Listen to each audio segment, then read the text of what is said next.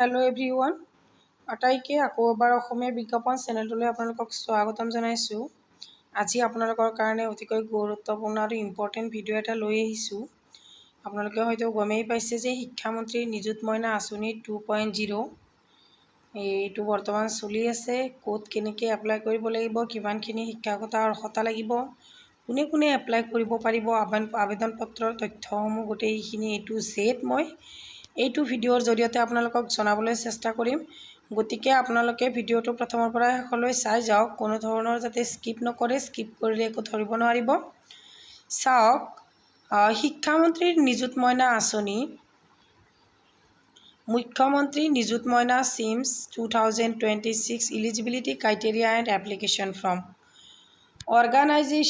Organisation হৈছে higher education department, government of Assam.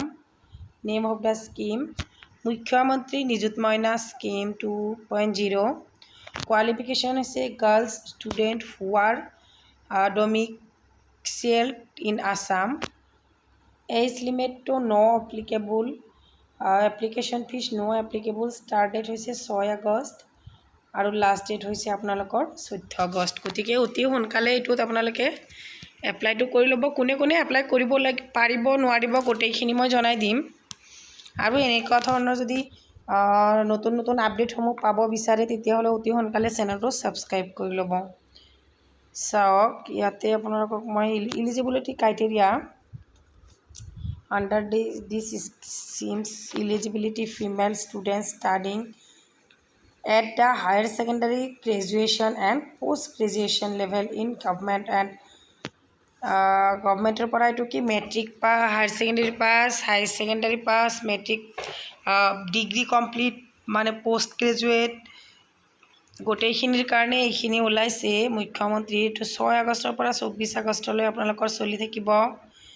ইয়াত আপোনালোকে ডিটেইলছত মই দি আছোঁ। চাওক, NM nodal agency higher education department, government of Assam. Name of the course higher secondary, under graduate and post graduate. Beneficiary eligible girls domicile in Assam. Benefits monthly financial assistance of up to 2,500 টকা। আপোনালোকে মাহত 2,500 টকালৈ আপোনাৰ ল'ৰা ছোৱালীয়ে পাবলৈ সক্ষম হ'ব। বা আপোনালোকে যদি ষ্টুডেণ্টখিনি চাই আছে তেতিয়াহ'লে আপোনালোকক কৈ আছোঁ, তোমালোকেও এইখিনি মাহত 2,500 টকালৈ পাবলৈ সক্ষম হ'বা। এইটো হৈছে মেড অফ এপ্লিকেশ্যন অফলাইন হ'ব। এলিজিবিলিটি ক্ৰাইটেৰিয়া অফ নিযুত মইনা schemes 2.0 are as follows. It is applicable to only girl student. এই নিযুত মইনা আঁচনিটো অকল ছোৱালীৰ কাৰণে দিছে। গতিকে ফাৰ্ষ্ট পইণ্টটো হৈছে অনলি গাৰ্ল বুলি কৈছে। The applicant must B domicile resident of Assam. আপোনালোকে অসমৰ স্থায়ী বাসিন্দা হ'ব লাগিব। The schemes is open the all eligible girl students irrespective of their economic student status. Must be enrolled in government and venture educational institute in higher secondary first year, graduation BA, BSc, BCom first year and post graduation MA, MSc, MCom, BEd first year. গতিকে ইয়াতে higher secondary first ইয়াৰৰ পৰা start হ'ব up to BA, BSc, BCom আৰু MA, MSc, MComলৈ BEd পৰ্যন্ত ষ্টুডেণ্টখিনিয়ে পাব। হু কেন not apply for মুখ্যমন্ত্ৰী নিযুত মইনা আঁচনি।